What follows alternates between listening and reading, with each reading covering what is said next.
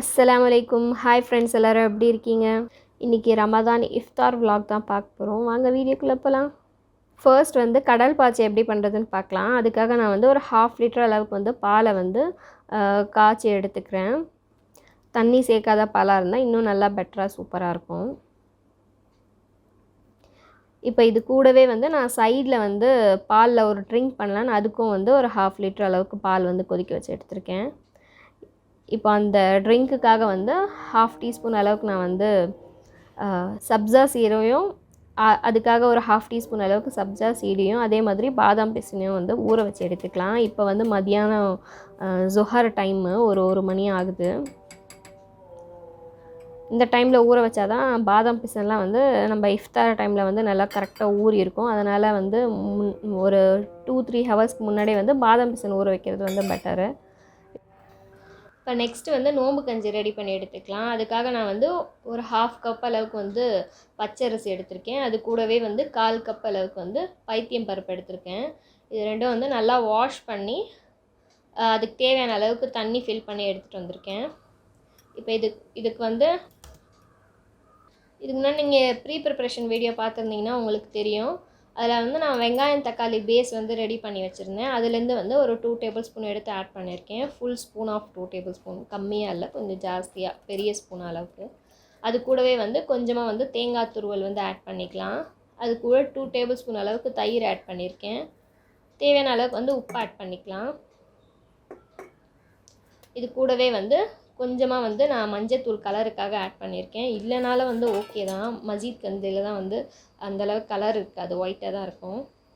இப்போ நான் காரத்துக்கு ஏற்ற அளவுக்கு நான் பச்சை மிளகாய் ஏற்ற குறைக்க செஞ்சுக்கலாம். நான் ஒரு பச்சை மிளகாய் ஆட் பண்ணியிருக்கேன். அது கூடவே கொஞ்சமாக கொத்தமல்லி, கொஞ்சமாக புதினா, ஜாஸ்தி தேவையில்லை, கம்மியாக இருந்தாவே ஓரளவுக்கு நல்லா தான் இருக்கும். அது கூட சின்ன துண்டு அளவுக்கு பட்டை, ஒரு ஏலக்காய், 2 கிராம்பு, இதையும் ஆட் பண்ணிக்கலாம். இப்போ இது கூட தேவையான அளவுக்கு ஒரு 2 டேபிள் ஸ்பூன் அளவுக்கு எண்ணெய் ஆட் பண்ணியிருக்கேன். எல்லாம் ஆட் பண்ணி நல்லா கலந்து இதை க்ளோஸ் பண்ணி குக் பண்ண வச்சிடலாம். ஒரு 4 to 5 விசில் வர அளவுக்கு நம்ம குக் பண்ணி எடுத்துக்கலாம். இப்போ பார்த்திங்கன்னா நான் இங்கே அகர் அகர் ரெடி பண்ணுறதுக்காக நான் அகர் அகர் பவுடர் எடுத்திருக்கேன். 2 டீஸ்பூன் எடுத்திருக்கேன். இந்த பிராண்டு தான் நான் யூஸ் பண்ணுறேன். அதுக்கு நான் ஒரு 1/4 கப்புக்கும் அளவுக்கு ரொம்ப கம்மியாக தண்ணி ஆட் பண்ணியிருக்கேன். இது சோக் பண்ணுறதுக்காக இல்லை. அகர் அகர் அந்த பெருசாக இருக்கும் பார்த்திங்களா, அது சோக் பண்ணுற மாதிரி கிடையாது. இது ஜஸ்ட்டு நம்ம கட்டி தட்டாமல் நம்ம கரைக்கிறதுக்காக யூஸ் பண்ணிக்கிறதுக்கு தான். டேரெக்டாக கூட பவுடராக போடலாம். பட் நான் தண்ணியில் கலந்து ப்ரிஃபர் பண்ணுறது எனக்கு பெட்டராக இருக்கும். அது கூடவே நான் 1/3 கப் அளவுக்கு சுகர் ஆட் பண்ணியிருக்கேன். இப்போ நம்ம மிக்ஸ் பண்ணி வச்சுருந்தோம் பார்த்திங்களா, தண்ணியும் அகர் அகரும், அதுவும் சேர்த்து நல்லா கலந்து எடுத்துக்கலாம். சேர்த்ததுக்கப்புறமே கொஞ்சம் ஒரு 5 மினிட்ஸ்லேயே நல்லா ஓரளவுக்கு க்ரீமியாக சேஞ்ச் ஆகிற மாதிரி இருக்கும். அப்போ நம்ம ஆஃப் பண்ணிடலாம். இப்போ நான் அதுக்கு தேவையான அளவுக்கு கொஞ்சமாக ஸ்வீட்டை பேலன்ஸ் பண்ணுறதுக்காக ஒரு பிஞ்ச் ஆஃப் சால்ட் ஆட் பண்ணிக்கலாம். ஃப்ளேவரிங்காக நான் பாதாம் எசன்ஸ் ஆட் பண்ணியிருக்கேன். நீங்கள் வேணும்னா ஆட் பண்ணிக்கலாம், வேணானாலும் அப்படியே ப்ளைனாக கூட நம்ம ரெடி பண்ணிக்கலாம். அதுவுமே டேஸ்ட்டாக தான் இருக்கும். இப்போ இது நல்லா பக்காவாக குக் ஆகிடுச்சு. இப்போ நான் இதை ஒரு பிளேட்டில் ட்ரான்ஸ்ஃபர் பண்ணிக்கிறேன்.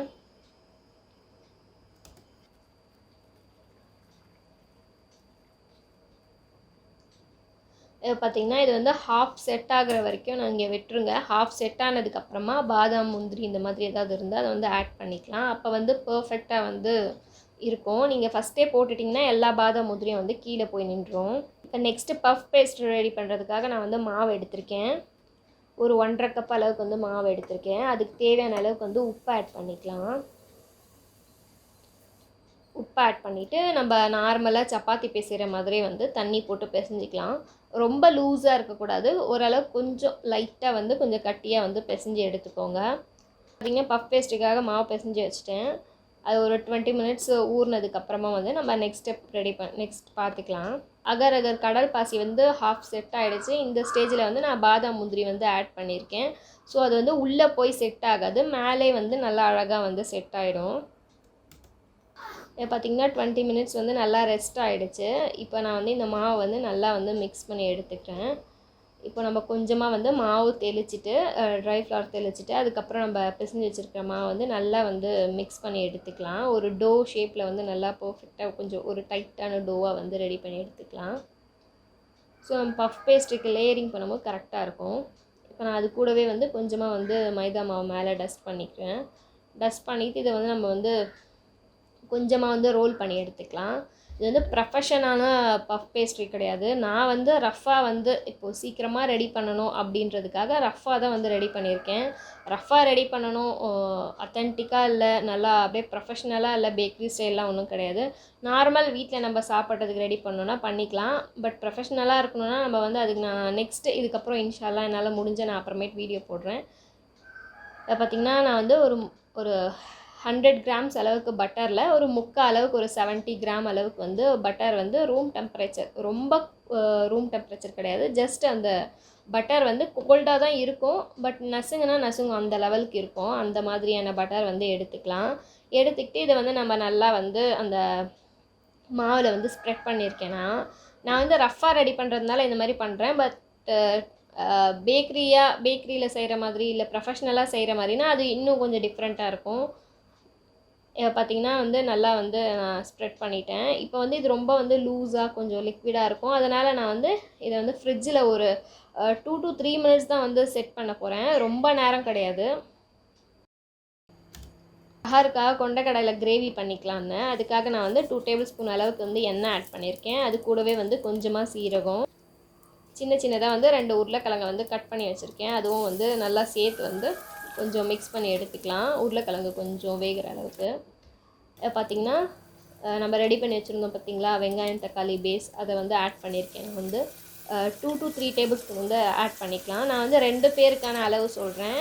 ஸோ அதுக்கேற்ற மாதிரி வந்து நீங்கள் ரெடி பண்ணி ஆட் பண்ணிக்கோங்க. அது கூடவே வந்து டேஸ்ட்டுக்கு ஏற்ற அளவுக்கு உப்பு, கொஞ்சமாக தண்ணி ஆட் பண்ணி நல்லா மிக்ஸ் பண்ணி உருளைக்கிழங்கு வேகிற வரைக்கும் மூடி வச்சிடலாம்.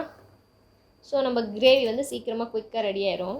இதை பார்த்திங்கன்னா நம்ம ஃப்ரிட்ஜில் வச்சுருந்தோம் பார்த்திங்களா அந்த பஃப் பேஸ்ட்ரி பேஸும் வந்து ஓரளவுக்கு நல்லா செட் ஆகிடுச்சு. இப்போ நம்ம இதை வந்து இந்த மாதிரி ஃபோல்ட் பண்ணி எடுத்துக்கலாம்.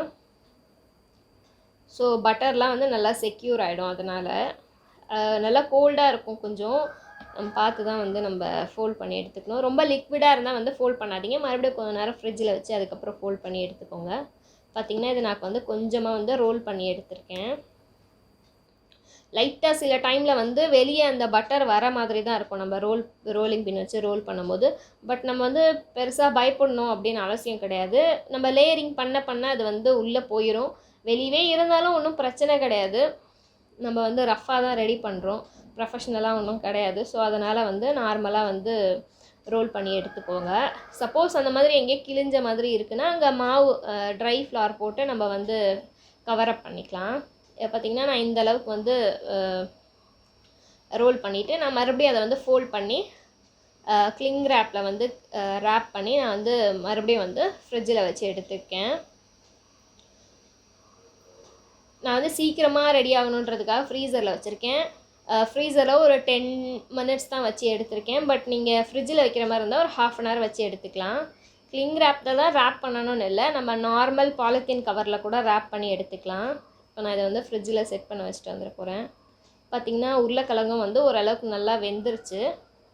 இந்த ஸ்டேஜில் வந்து நம்ம தேங்காய் தக்காளி பேஸ் ரெடி பண்ணி வச்சுருந்தோம் ஃப்ரிட்ஜில், அதை வந்து நான் டீஃப்ராஸ்ட் பண்ணி இப்போ இதோட ஆட் பண்ணியிருக்கேன்.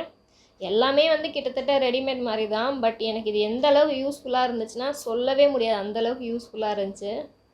இப்போ நான் ஃப்ரோசனாக எடுத்து வச்சுருந்தேன் பார்த்திங்களா அந்த கொண்டக்கடலை தான் ஆட் பண்ணியிருக்கேன். இப்போ இதுவும் வந்து குக்காக இருந்தது தான். ஸோ அதை வந்து ரொம்ப குக் பண்ணணுன்னு இல்லை, ஜஸ்ட்டு போட்டு நான் மசாலாவோட நல்லா கலந்து எடுத்துக்கிறேன். கலந்து எடுத்துகிட்டு நமக்கு தேவையான அளவுக்கு வந்து தண்ணி ஆட் பண்ணிக்கலாம். தேவையான அளவுக்குன்னு இல்லை, அந்த கிரேவிக்கு எவ்வளோ தேவையோ அந்த அளவுக்கு. அதிகமாக ஊற்றிட்டிங்கன்னா அப்புறம் தண்ணி மாதிரி ஆயிடும். நம்ம தண்ணி ஊற்றிட்டு கொஞ்சம் செக் பண்ணிக்கலாம். இதை பார்த்திங்கன்னா இதை க்ளோஸ் பண்ணி நம்ம குக் பண்ணி எடுத்துக்கலாம். இப்போ 10 மினிட்ஸ் ஆகிடுச்சு. பார்த்திங்கன்னா நம்ம அந்த பஃப் பேஸ்ட்ரி ஷீட்டும் வந்து ஓரளவுக்கு செட் ஆகிடுச்சு. இப்போ இதை நான் மறுபடியும் வந்து நல்லா ரோல் பண்ணி எடுத்துக்கிறேன். இதே மாதிரி கிட்டத்தட்ட நம்ம வந்து மினிமம் ஒரு 4 to 5 டைம்ஸ் வந்து பண்ணணும். நான் வந்து 4 to 5 டைம்ஸ் வந்து உங்களுக்கு காட்ட கிடையாது, ஒரு 2 டைம்ஸ் தான் வந்து காட்டியிருக்கேன். ஏன்னா 5 டைம்ஸும் காட்டினா வந்து ரொம்ப லாங்காக போகிற மாதிரி இருக்கும் வீடியோ, அதனால் நான் வந்து 2 டைம்ஸ் தான் காட்டியிருக்கேன். பஃப் பேஸ்ட்ரி வந்து கொஞ்சம் பெரிய வேலை தான், பட் இருந்தாலும் வந்து நம்ம ரெடி பண்ணி அதை சாப்பிடும்போது அந்த ஒரு ஃபீலே வந்து சூப்பராக இருக்கும். இப்போ இதை மறுபடியும் நான் வந்து ஃபோல்ட் பண்ணி மறுபடியும் கிளிங் ரேப்பில் வந்து வச்சு மறுபடியும் 10 to 15 மினிட்ஸ் வந்து ஃப்ரீசரில் வச்சு செட் பண்ணி எடுத்துக்கிறேன்.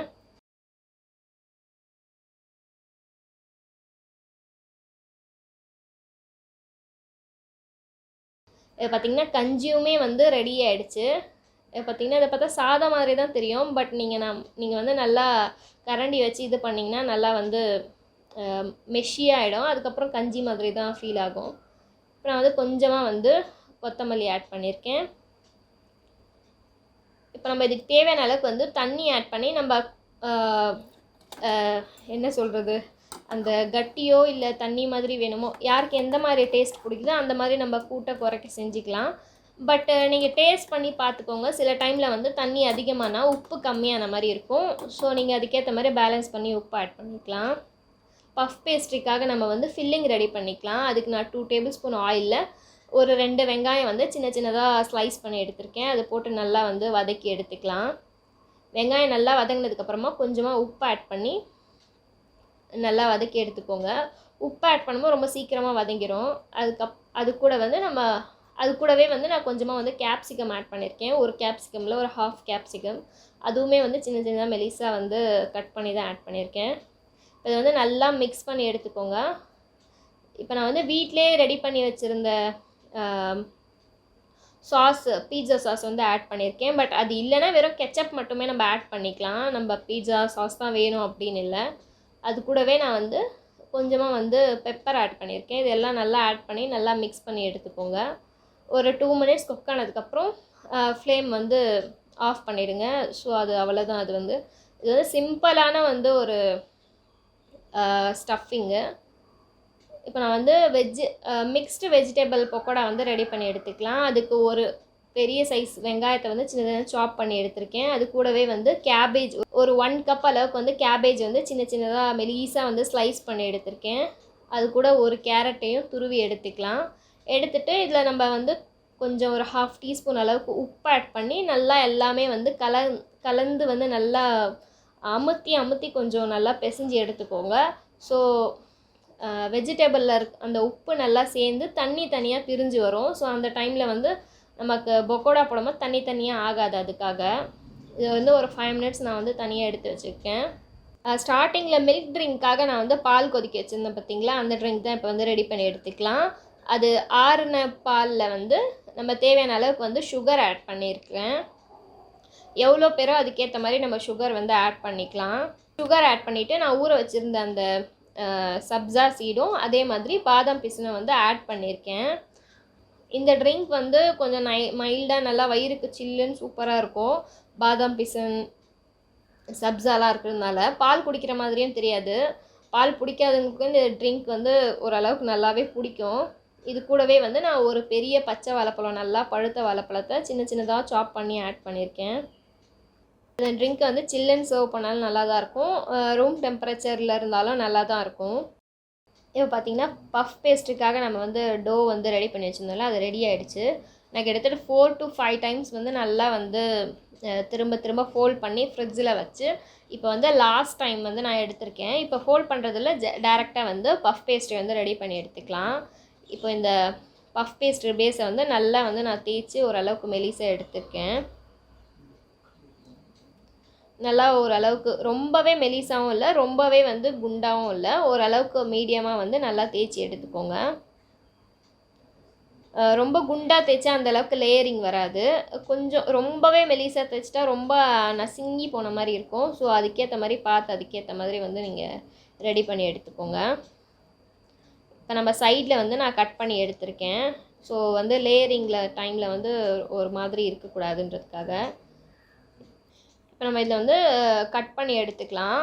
இந்த அளவுக்கான மாவில் வந்து ஒரு 4 பஃப் பேஸ்ட்ரி தான் வரும். நான் தான் ஃபஸ்ட்டே சொன்னல, இது வந்து நான் வந்து ரஃப்பாக வந்து ரெடி பண்ணுறேன், இது வந்து ப்ரொஃபஷ்னலாக கிடையாது அப்படின்னு. அதே மாதிரி இது மெஷர்மெண்ட்டும் வந்து ரொம்ப கம்மியான அளவு தான். நான் ஒரு நாளைக்காக தான் நான் வந்து இது ரெடியே பண்ணியிருந்தேன்.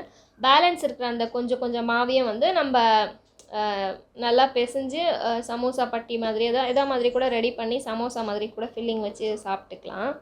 இது பார்த்திங்கன்னா நான் அந்த ரெடி பண்ணி வச்சுருந்த ஸ்டஃபிங் வெங்காயம் கேப்சிகம் ஸ்டஃபிங் ஆட் பண்ணியிருக்கேன். அது கூடவே வந்து வேக வச்சுருந்த முட்டையை வந்து 2ஆக கட் பண்ணி எல்லாத்துலேயும் ஒன்று ஒன்று வச்சுக்கலாம்.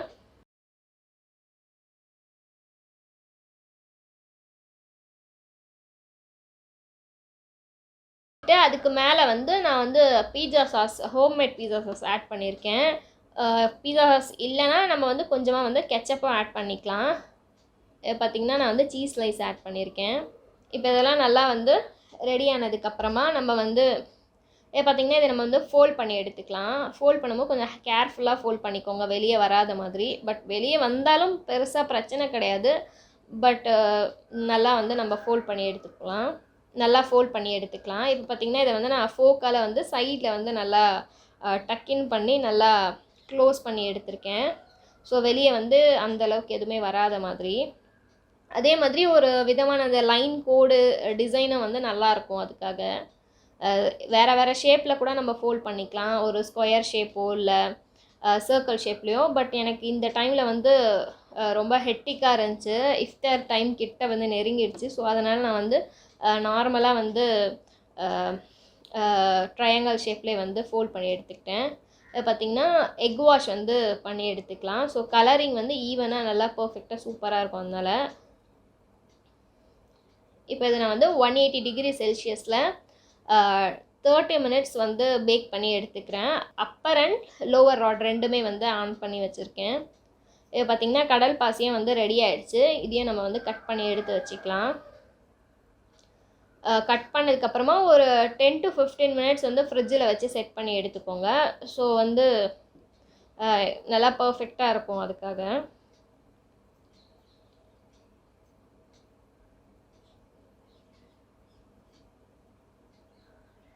பார்த்திங்கன்னா சூப்பராக இருக்குது பாருங்கள். கடல் பாச்சி அகர் அகர் புட்டிங். பார்த்திங்கன்னா மிக்ஸ்டு வெஜிடபிள் பக்கோடாக்க வந்து நம்ம உப்பு போட்டு பிசைஞ்சு வச்சுருந்தோம் பார்த்திங்களா, அதில் வந்து நான் வந்து கொத்தமல்லி ஆட் பண்ணியிருக்கேன்.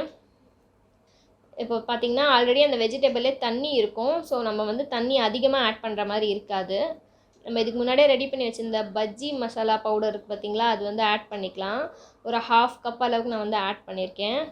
அது கூடவே வந்து கொஞ்சமாக கரம் மசாலா ஆட் பண்ணியிருக்கேன். ஆட் பண்ணிவிட்டு நம்ம அதுக்கு தேவையான அளவுக்கு வந்து கொஞ்சமாக வந்து தண்ணி பார்த்துட்டு ஆட் பண்ணிக்கோங்க. அதிகமாக ஃபஸ்ட்டே வந்து தண்ணி ஆட் பண்ண தேவையில்லை.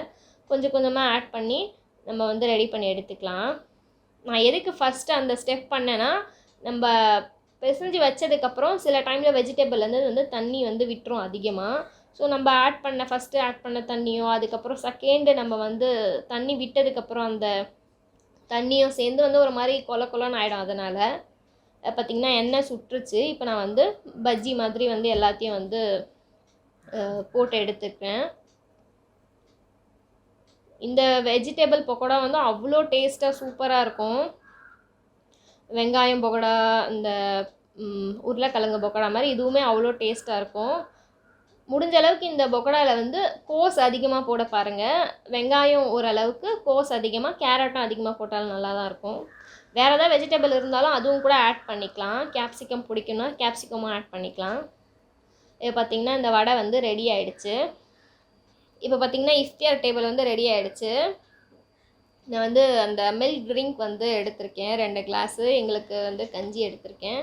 பஃப் பேஸ்ட்ரியும் வந்து ரெடி ஆகிடுச்சு. அது கூடவே வந்து பக்கோடா, வாட்டர்மெலன், அப்புறம் கடல் பாச்சி. இவ்வளோ தான் எங்களுடைய இஃப்தார். இது இதோட முடிச்சிக்கலாம். நெக்ஸ்ட் வீடியோவில் பார்க்கலாம். தேங்க்ஸ் ஃபார் வாட்சிங். பாய்.